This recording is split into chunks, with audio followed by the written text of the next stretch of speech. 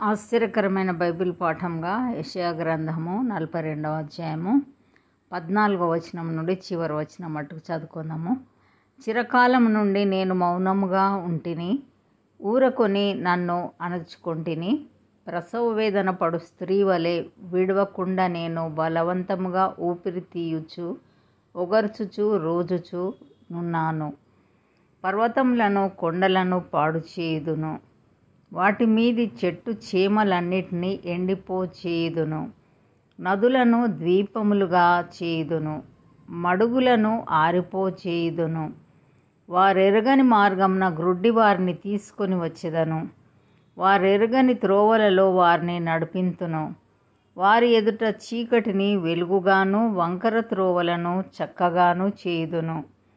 నేను వారిని విడవక ఈ కార్యములు చేయుదును. చెక్కిన విగ్రహములను ఆశ్రయించి పోత విగ్రహములను చూచి మీరే మాకు దేవతలని చెప్పువారు వెనుకకు తొలగి కేవలం సిగ్గుపడుచున్నారు.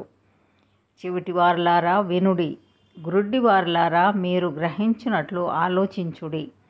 నా సేవకుడు తప్ప మరి ఎవడు గ్రుడ్డివాడు? నేను పంపు నా దూత తప్ప మరి ఎవడు చెవిటివాడు?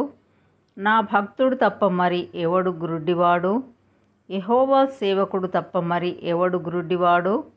నీవు అనేక సంగతులను చూచుచున్నావు గాని గ్రహింపకున్నావు. వారు చెవియొగ్గిరి గాని వినకున్నారు. యెహోవా తన నీతిని బట్టి సంతోషము గలవాడై ఉపదేశ క్రమమొకటి ఘనపరిచి గొప్ప చేసెను. అయినను ఈ జనము అపహరింపబడి దోపుడు సొమ్మాయను. ఎవరునూ తప్పించుకొనకుండా వారందరూ గుహలలో చిక్కుపడి ఉన్నారు. వారు బందీగృహములలో దాచబడి ఉన్నారు. దోపుడు పాలైరి, విడిపించువాడెవడునూ లేడు. అపహరింపబడిరి, తిరిగి రప్పించుమని చెప్పువాడెవడునూ లేడు. మీలో ఎవడు దానికి చెవియొగ్గును?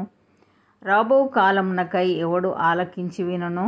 యెహోవాకు విరోధంగా మనము పాపం చేస్తిమి. వారు ఆయన మార్గములలో నడవనొల్లకపోయిరి, ఆయన ఉపదేశమును వారు అంగీకరింపకపోయిరి. యాకోబును దోపు సొమ్ముగా అప్పగించినవాడు, దోచుకొని వారికి ఇశ్రాయేలును అప్పగించినవాడు యెహోవాయే గదా. కావున ఆయన వాని మీద తన కోపాగ్నియు యుద్ధ బలమును కుమ్మరించెను. అది వాని చుట్టూ అగ్నిరాజ్య చేసెను. అయినను వాడు దాన్ని గ్రహింపలేదు. అది వానికి అంటుకొనెను గాని వాడు మనస్సున పెట్టలేదు.